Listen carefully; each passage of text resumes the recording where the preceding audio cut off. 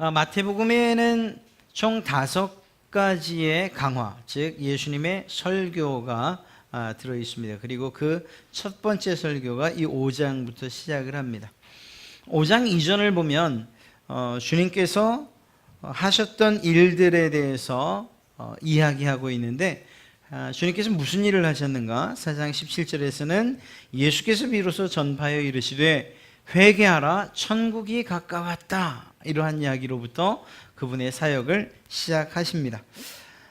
그리고 4장 23절에서는 예수께서 온 갈릴리에 두루 다니사 그들의 회당에서 가르치시고 천국 복음을 전파하시고 백성 중에 모든 병과 모든 약한 것을 고치셨다. 이렇게 해서 이 3가지, 정말 가르치시는 것, 복음을 전하는 설교하시는 것, 그리고 고치시는 일을 하셨다. 이렇게.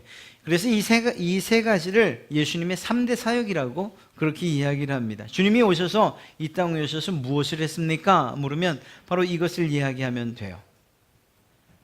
Teaching, Preaching, Healing. 그래서 가르치시고 설교하시고 고치셨다. 이 3가지죠. 이것이 주님께서 이 땅에 오셔서 하셨던 일입니다. 그리고 이것이 4장 23절, 그러니까 5장이 시작되기 이전에 기록된 내용이라는 거죠. 그런데 여기에서 좀 주목할 만한 내용은, 일단 예수님이 가르치시던 그 내용도 깜짝 놀랄만한 일이지만, 그런데 많은 사람들에게 더 관심이, 그리고 또 폭발적인 그런 인기가 있었던 이유가 따로 있습니다. 말씀드린 것처럼 모든 병과 모든 약한 것을 고치셨다는 데 있어요. 그래서 예수님 주변에 정말 많은 무리들이 따라다니기 시작합니다. 회개의 메시지를 전하시고, 그리고 가르치시고, 그리고 고치시는, 그래서 그들의 영혼과 그들의 정신과 그들의 삶의 문제를 모두 한 번에 해결하시는 이러한 하나님의 예수 그리스도의 놀라운 능력들을 사람들이 봤던 거죠. 이렇게 되니까 그 다음 절에서 무엇이라고 이야기하는가 하면, 그의 소문이 온 수리아에 퍼졌다. 예수님의 소문이 확 퍼져나간 거예요. 예수님이 유명해지셨다는 겁니다. 그래서 각종 병에 걸려서 고통당하는 자, 귀신 들려서 힘들어하는 자, 간질 걸린 자, 중풍병자, 모두 그들이 이제 예수님께로 나왔고 예수님은 그들을 고쳐주셨어요. 이게 얼마나 놀라운 일입니까? 굳이 복이라고 이야기하면 이런 게 복 아니겠어요? 예수님께서 하시는 일들마다 복이 아닌 게 없는 거예요. 당시에 약한 자들, 그리고 힘없는 자들을 대변하는 그런 말씀을 하셨을 뿐만 아니라 실제적으로 그들의 필요들을 주님께서 해결하고 계시는 거죠. 그러니까 예수님 주변에 예수님을 복을 주시는 분으로 알아서 주변에 많은 사람들이 있었습니다. 그리고 나서 이제 5장의 첫 부분으로 들어가고 5장 3절부터 예수님의 팔복이 시작되죠. 예수님께서 이렇게 시작을 하십니다. 심령이 가난한 자는 복이 있나니. 이 말은 우리 성경이고요. 이 원어에 돼 있는 그 내용 그대로 이야기하면 복이 있으라. 심령이 가난한 자요. 복이 있으라라는 이러한 선언부터 먼저 시작이 돼요. 그러니까 예수님의 뒤를 따라다니고 정말 이분이 나의 복의 근원이다, 또 내가 저분만 따라다니면 복받는다, 고쳐진다, 해결된다 하는 많은 사람들의 귀가 쫑긋할 수밖에 없었던 거예요. 그렇게 해서 8가지의 복을 예수님이 강론하십니다. 우리는 흔히 생각하기를 복받는 비결로서 생각을 해요. 내가 복을 받으려면 그러면 주님이 명령하신 대로 해야 되는데 뭘 명령하시느냐? 심령이 가난한 자가 되어야 된다고 하는구나. 애통해야. 그런데 이게 이제부터 문제가 생기기 시작하는 거예요. 어떤 부분은 그러니까 복에 관한 선언 부분은 마음에 확 들어요. 천국도 내 거고 위로도 받고 기업도 받고 특히 땅을 기업으로 받고 부자 된다는 얘기 아닙니까? 배부를 거고 긍휼히 여김 받고 하나님도 보고 하나님의 아들이라 일컬음을 받기도 하고 기가 막힌데, 그런데 그 복의 선언, 그 복이라고 하는 것 자체에 대한 선언은 마음에 들지 않는 거예요. 심령이 가난한, 또 온유한, 의에 줄이고 목마른, 긍휼히 여기는, 마음이 청결한. 그리고 그 뒤에 가서는 나로 말미암아 욕먹고 박해받고 고난당하는 너희들이 복이 있다, 이렇게 얘기를 하니까 복에 대한 결과에는 마음이 확 끌리는데, 그런데 그 복에 마치 조건처럼 이야기되는 이 부분은 우리의 마음을 닫아놓는단 말이죠. 우리는 먼저 이 이야기를 하면서 예수님의 팔복 이야기를 이제 제가 주일 오후에 제 시간에는 계속해서 전하고 싶어요. 이 이야기를 처음 시작하면서 우리는 1절과 2절의 말씀을 좀 주목해 봐야 됩니다. 예수께서 무리를 보시고 라고 할 때 이 무리들이 과연 어디서 왔고 그들의 목적이 무엇인가는 앞서 말씀드렸어요. 예수님의 소문, 예수님의 그 병고침, 예수님께서 베푸시는 기적들을 듣고 그것들을 직접 경험하고 직접 낫고 싶고 고치고 싶은 사람들이 온 거예요. 쉽게 이야기하면 복받고 싶은 사람들이 모인 거예요. 그런데 성경은 그들을 무리라고 이야기하고 있어요. 그리고 그 무리를 보시고 산에 올라가 앉으셔서 그들을 향해서 강론을 하시려고 하는데 또 한 문장이 추가되죠. 제자들이 나온지라. 이렇게 무리와 제자를 구분해서 이야기하고 있다는 것이 우리는 좀 주목해야 됩니다. 그렇다면 여기 성경에서 말하는 무리와 제자의 차이는 뭐냐라는 거죠. 왜냐하면 우리가 자칫 잘못하면 마치 무리와 같은, 군중과 같은 그러한 자리에 놓여 있지 않을까 하는 이러한 생각 때문입니다. 우리는 분명히 예수 그리스도의 제자로서 주님 앞에 나아가 그분의 하시는 말씀과 그분의 하시는 명령, 그리고 그 제자됨에 대한 이야기를 듣고 싶어 하는데, 우리의 그러한 마음과는 다르게 혹시 우리가 무리 가운데에, 군중 가운데에 끼어 있지 않은가. 그러니까 좀 노골적으로 이야기하면 예수님을 복받는 어떤 수단 정도로 생각하고 있지 않은가 하는 이러한 아주 조심스러운 생각을 가지고 1절과 2절을 봐야 되는 거예요. 사실 성경에는 이 12제자, 핵심 제자들을 이야기하고 있고 또 다른 제자들을 이야기해요. 그들은 12제자에는 포함되지 않았지만 무리와는 또 다른 구분되는 사람들.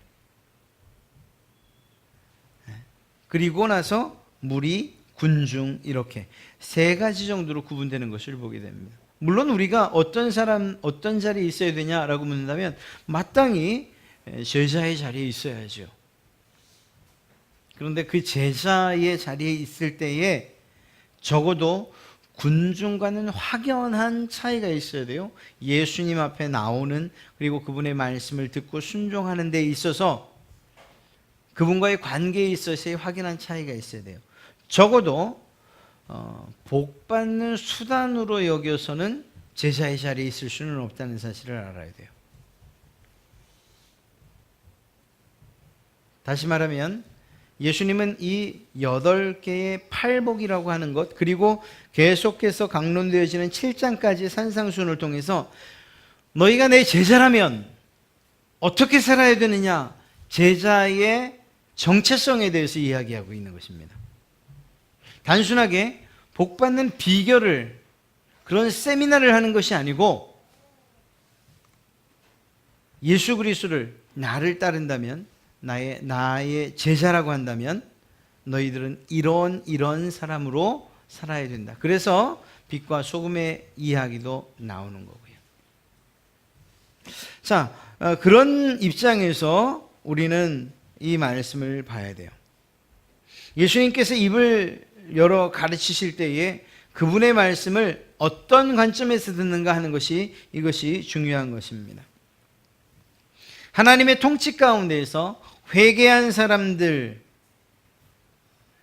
그 사람들이 하나님이 인정하시는 삶의 방식이 어떤가 물을 때에 주님이 이렇게 대답해 주시는 거예요.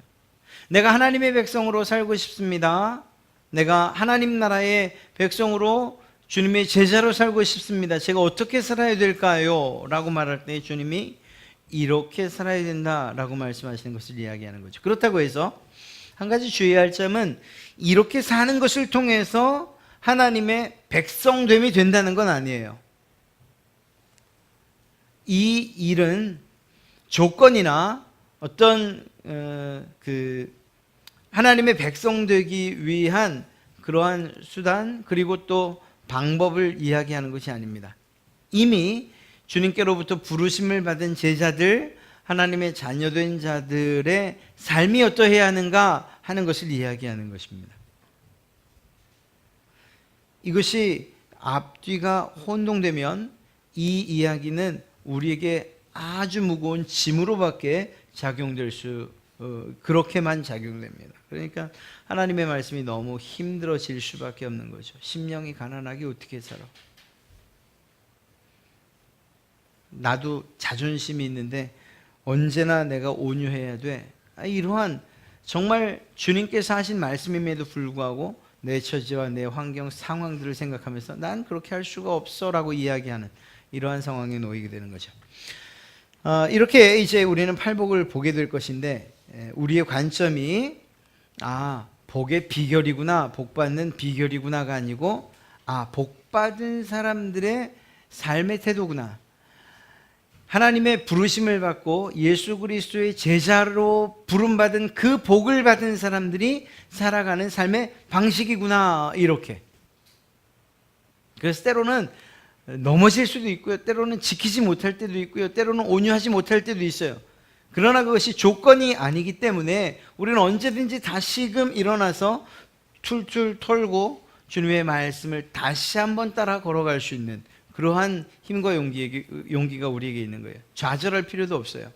오늘 온유하지 못했다고 해서 이거 온유하지 못했으니 내가 땅을 기업으로 받지 천국이 날아갔고 이렇게 생각하지 마세요. 그것이 아니고 계속해서 넘어질 수 있고 또 말씀대로 정말 주님께서 말씀하시는 그러한 그리스도인의 정체성을 따라 살지 못하는 때가 왕왕 있을 수 있지만, 그러나 오히려 그럴 때마다 주님, 내가 할 수 없으니 주님 도와주십시오 기도하며 나가는 거예요. 이것이 정말 그리스도인 된 예수 그리스도의 제자 된 사람들의 삶의 모습이라는 거죠. 이동원 목사님은 이 팔복에 대해서 이렇게 이야기합니다. 산상순의 첫머리에 나오는 이 팔복은 8음계 한 옥탑을 이루어서 축복의 멜로디를 연주하고 있는 것처럼 들려옵니다. 정말 기가 막힌 그러한 비유인 것 같아요. 8개의 음계가 아름답게 조화로 연주될 때에 그것이 우리의 마음을 감동하는 것처럼 이 8가지의 복의 이야기들이 여러분의 삶 가운데 섞여서 여러분의 삶으로 드러날 때 여러분에게서 하나님의 그 자녀라는, 그리고 예수 그리스도의 제자라는 향기가 풍겨나게 될 줄로 믿습니다. 8가지의 복, 과연 그것이 우리에게 복의 비결이 아니고 이미 복을 받은 사람들의 삶의 태도를 우리가 공부한다는 그러한 의미로 접근하고 그렇게 다가설 때 우리는 이 말씀 가운데에서 하나님의 마음을 우리는 보게 될 줄로 믿습니다. 먼저 우리는 한 가지 전제를 가지고 가야 돼요. 하나님께서 여러분들에게 어떠한 분이신가 하는 것입니다. 하나님은 여러분에게 복 주시기를 원하시는 분이라는 사실을 먼저 믿어야 돼요. 마치 이렇게 하면 복 주고 이렇게 하면 복 줄 수 없고 이렇게 하면 복 주고 이렇게 하면 저주야 라고 하는 그러한 하나님의 말씀들이 어떻게 해서든지 복 주지 않으려고 애를 쓰는 하나님의 마음, 이렇게 여겨져서는 안 돼요. 하나님은 오히려 반대세요. 제가 그런 이야기를 드리지 않았었나요? 신명기 28장 이후에 나오는 복의 이야기와 저주의 이야기. 저주의 분량이 훨씬 더 많아요. 오해를 하면 하나님이 어떤 꼬투리를 잡아서도 우리에게 복 주기를 원치 않나 보다 이렇게 생각할 수 있는데 아니에요. 복에 대한 이야기, 그것을 뒤집으면 저주가 되고요. 저주에 대한 이야기, 그분의 명령들을 뒤집어 우리가 행하면 그것은 복이 되는 거예요. 이것을 잘 이해하고 하나님의 마음을 우리의 마음에 담아 그 명령들을 바라보면 온통 복을 주시고자 하시는 하나님의 뜻밖에 없는 거예요. 그리고 그것은 창세기 1장 28절부터 이미 나오고 있어요.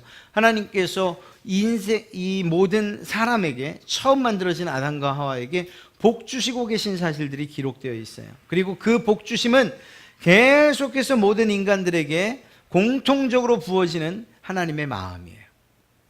오늘날도 그 하나님의 마음 변함이 없어서 여러분에게 복 주시기를 원하시는 분이신 줄로 믿습니다. 이것이 우리에게 전제되어 있어야 돼요. 하나님은 너무 까탈스러워. 마치 시험 감독관처럼 조금만 해도 너 퇴장 이렇게 말씀하시는 그런 분이 아니에요. 하나님에 대한 오해는 정말 하나님과의 관계를 너무너무 힘들게 합니다.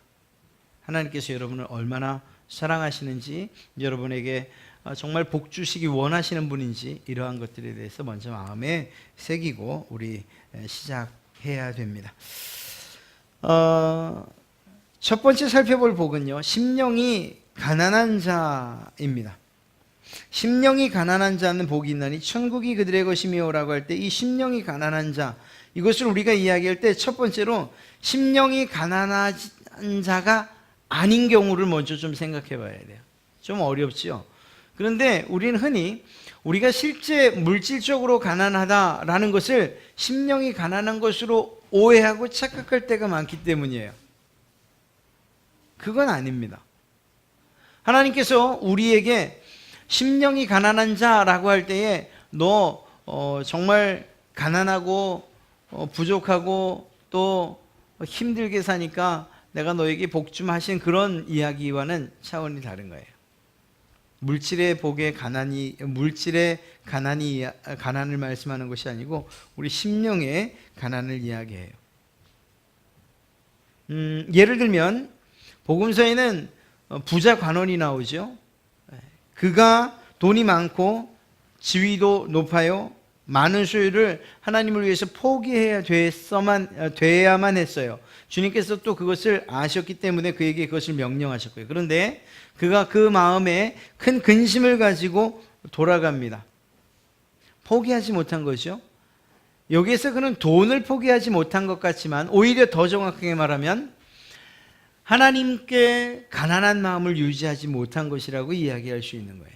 바로 그것을 이야기하는 것입니다. 예수 그리스도를 선택해야 되느냐, 아니면 내 마음에 더 소중하게 여기는 그 어떤 것을 선택해야 되느냐라고 할 때에 예수 그리스도에게 더 가치를 두는 것을 가난한 심령이라고 이야기할 수 있는 것입니다. 심령이 가난하다, 그것은 사도 바울의 이야기를 하면 우리는 분명히 알 수 있어요. 사도 바울은 사실 심령이 가난하지도 물질이 부족하지도 사회적 지위가 낮지도 않았어요. 모든 것에서 풍족한 사람이었어요.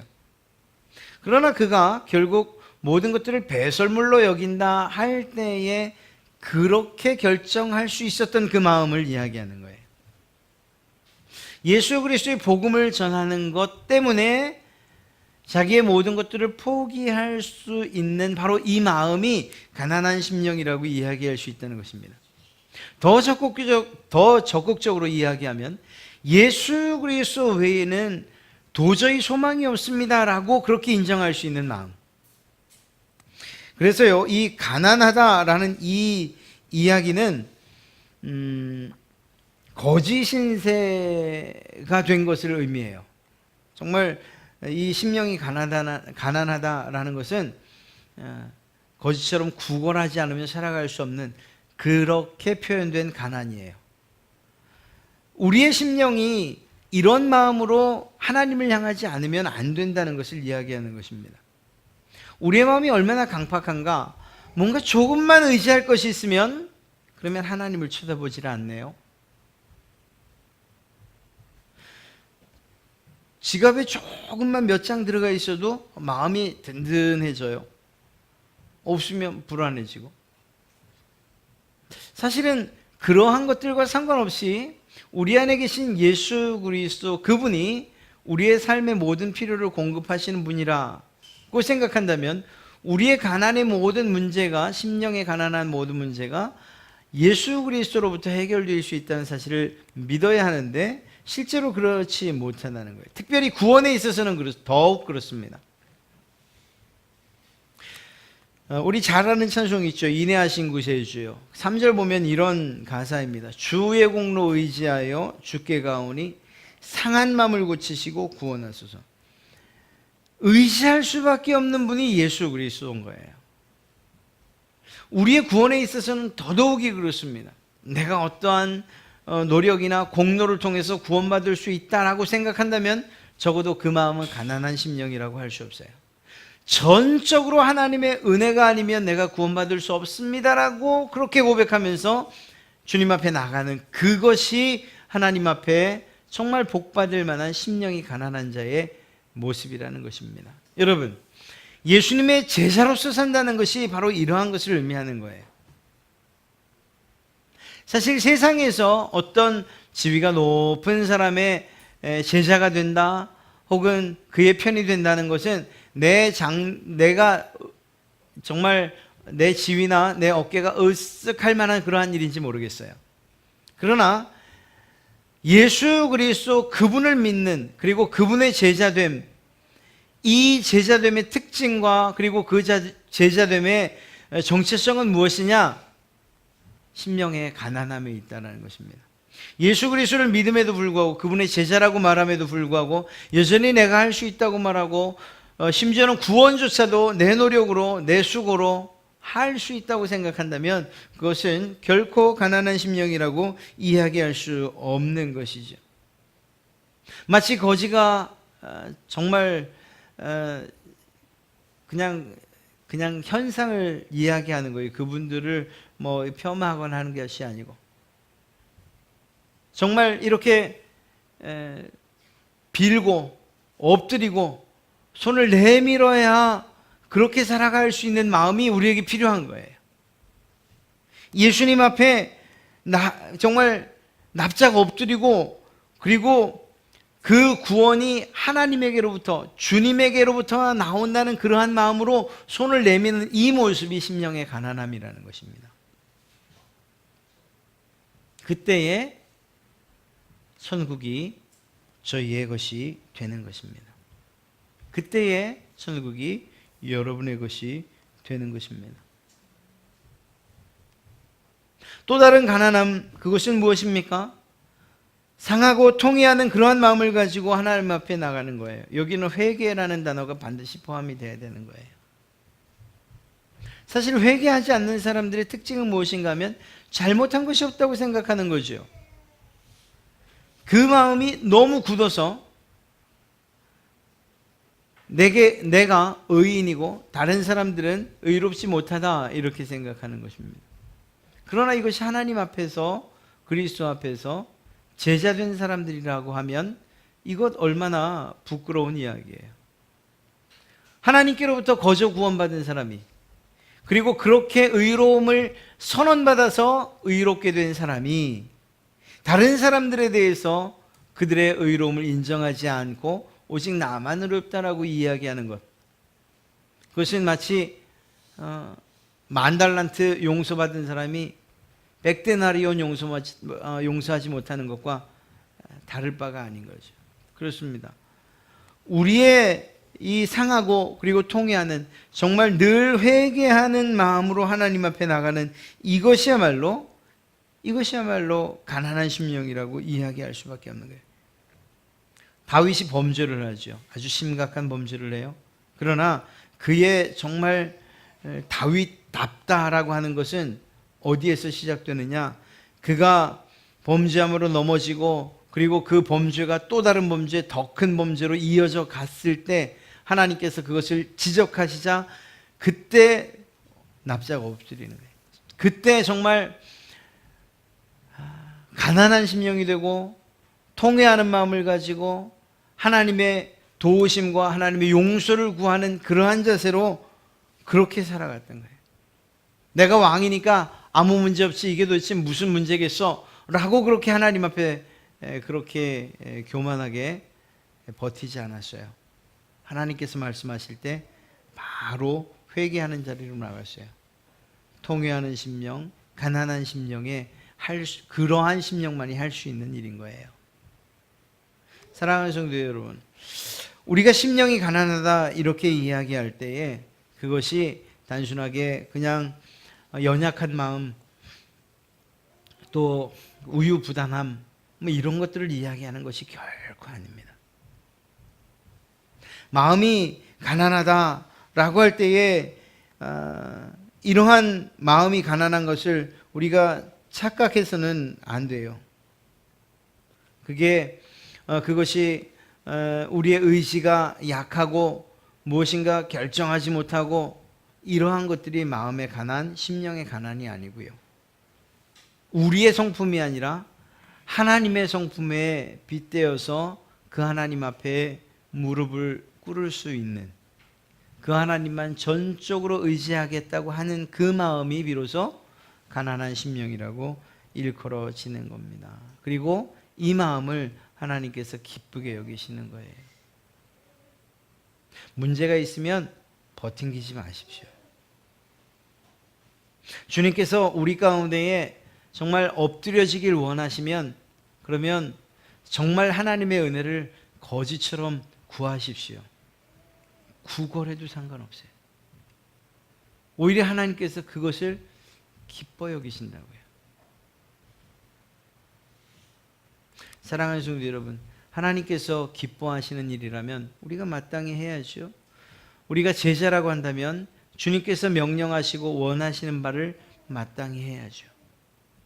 제자라고 하면서 여전히 우리의 마음은 교만하고 그리고 내 생각이 여전히 가득 차 있고 내 의지대로 살아가고 하는 이러한 삶을 산다고 하면 이름만 제자죠. 그래서 그들은 무리에 속할 수밖에 없는 거예요. 제자라고 착각하는 무리인 거죠. 이것처럼 안타까운 일이 어디 있어요? 나중에 제자들을 주님이 불러 모으시는 그날 나도 불리겠거니 했는데 그렇게 불려지지 않고 군중이요 무리의 속에 끼어 있다면 이것처럼 안타까운 일이 어디 있겠습니까? 제자됨, 제자의 삶의 방식, 하나님 나라에서 정말 그 하나님 나라의 백성으로 사는 그 백성의 정체성, 그것을 가지고 살아야 돼요. 그 첫 번째가 무엇인가 하면 심령의 가난함. 하나님의 은혜가 아니면 살 수 없습니다. 하나님께서 용서하지 않으시면 내가 이 죄를 어디서 용서함 받을 수 있겠습니까? 마치 구걸하는 사람처럼 납작 엎드려져서 그저 얼굴도 쳐다보지 못한 채 두 손만 그렇게 내밀 수밖에 없는 그런 심령으로 하나님 앞에 서는 사람. 히스기야가 그랬고 다윗이 그랬고 예수님께서도 역시 그러셨고 사도 바울이 그랬고 자기들의 모든 생각들, 그 분명하고 세상을 살아가는 방식이 분명하고 정확했는데 그 모든 것들을 주님 앞에서 다 아니라고 이야기할 수 있는 그러한 심령, 그것이 가난한 심령이에요. 이러한 가난한 심령에 천국의 복이 주어진다는 것입니다. 어려운 일이지요. 그렇습니다. 어려운 일입니다. 나를 포기한다는 게 그것이 가장 어려운 일 가운데 하나 아니겠습니까? 그럼에도 불구하고 주님께서는 너를 포기해. 의지도 포기하고 계획도 포기하고 할 수 있다는 것도 포기하고. 베드로의 이야기를 하면 이 이야기는 정확하게 풀립니다. 예수님을 처음 만나던 베드로에게 주님이 무엇이라고 말씀하십니까? 내 배 오른편에 그물을 던지라. 깊은 곳으로 나가서 던지라. 어부였던 이 베드로에게는 사실 이렇게 코치받을 만한 그러한 상황은 아니었어요. 그가 전문가였으니까 말입니다. 그런데 전혀 듣지도 보지도 못하던 한 사람이 깊은 곳으로 가서 그물을 던지라고 하는 이 말, 자기의 모든 경험도, 지식도, 지혜라는 것도, 모든 것도, 자존심까지 다 내려놓고 그분의 말씀을 순종했을 때 비로소 그가 많은 것들을 거뒀어요. 그런데 그렇게 하나님 앞에 심령이 가난한 자의 모습을 취했던 베드로가 처음 했던 말이 무엇인가 하면, 수없이 많은 고기를 거두게 해주셔서 감사합니다, 내가 잘 먹고 잘 살겠습니다가 아니고, 처음 예수님 그 놀라운 광경을 통해서 만났던 그 예수님 앞에 처음 했던 말이 무엇인가 하면, 주님 앞에 무릎을 꿇고 주님, 내가 죄인입니다 라는 이야기를 해요. 그가 제자로 부름받을 수밖에 없었어요. 주님이 찾고 있는 사람이었으니까 말입니다. 우리의 삶의 모든 목적이나 가치가 부요함이나 편안함에 있다고는 생각하지 마십시오. 적어도 우리가 이 세상을 살아가는 동안 그리스도인으로 예수님의 제자로 살아간다라고 한다면, 이 산상수훈의 마지막에 있는 좁은 길 가고 좁은 문 가는 길들을, 좁은 문으로 가는 그 협착한 길을 걷는 것을 두려워하지 않아야 돼요. 그리고 그것을 위해서 우리는 1차적으로 심령이 가난함을 유지해 가야 될 줄로 믿습니다. 세상의 부요함들, 또 그렇게 부요함 때문에 즐거워하는 그 즐거움들을 너무 부러워하지 마십시오. 우리는 이제 이 심령의 가난함을 유지하고 살아갈 때 주님께서 부르시는 그날, 세상에서 맛보지 못한 그 놀라운 영광과 그리고 그 놀라운 실제적인 축복들을 우리의 것으로 소유 삼아 살아갈 사람들 아닙니까? 이 세상이 끝이 아닌 거예요. 제 친구가, 여러분들도 아는 사람이에요. 저희 교회도 늘 자주 와요. 그렇게 뭐 몇 명 자주 오는 사람들이 있잖아요. 그 중에 이제 군포에서 사역하고 있는 이제 강건욱 목사인데, 저랑은 이제 어렸을 때부터 같이 자랐죠. 지난주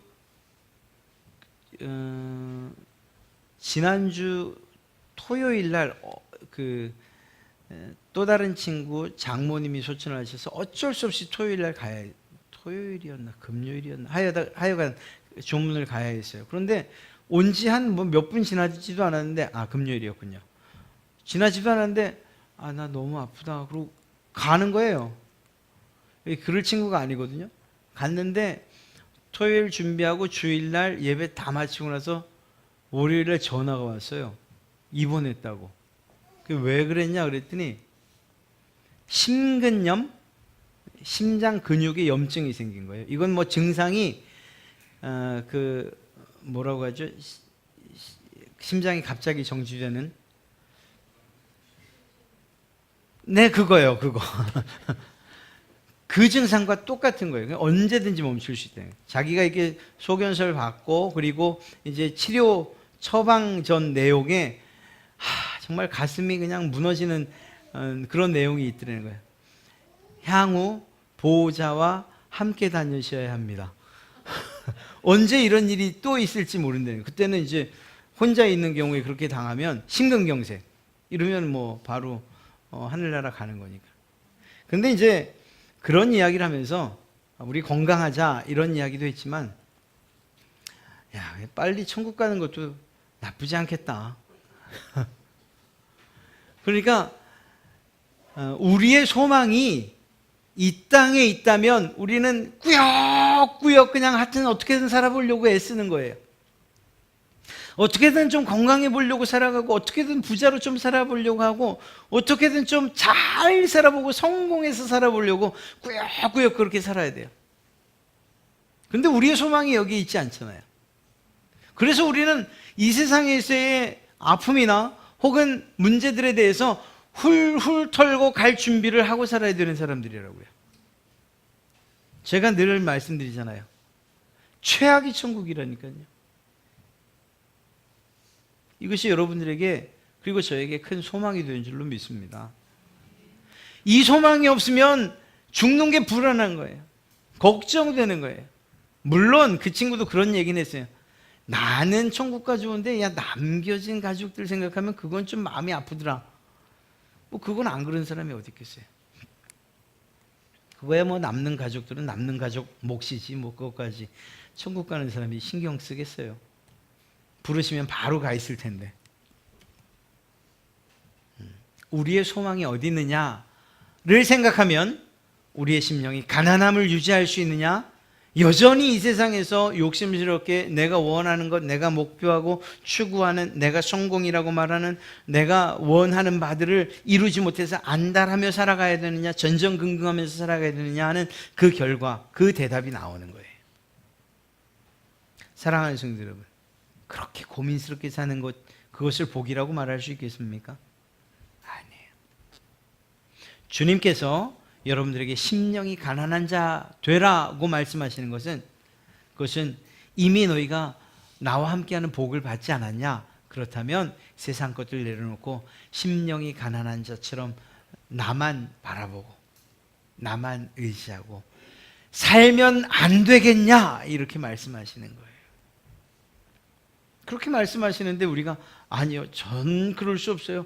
제가 지금 그렇게 살 상황이 아니에요. 애들 좀 보세요. 내가 지금 이렇게 힘들게 살고 있는데 편한 말 하시면 안 돼요. 이렇게 이야기할 게 아니죠.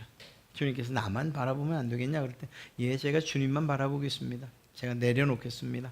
근심도 내려놓고 걱정도 내려놓고 또 내 욕심도 내려놓고 모든 것 다 내려놓고 마음에 정말 심령에 가난한 자 돼서 주님만 바라보겠습니다. 이렇게 대답하셔야 되지 않겠습니까?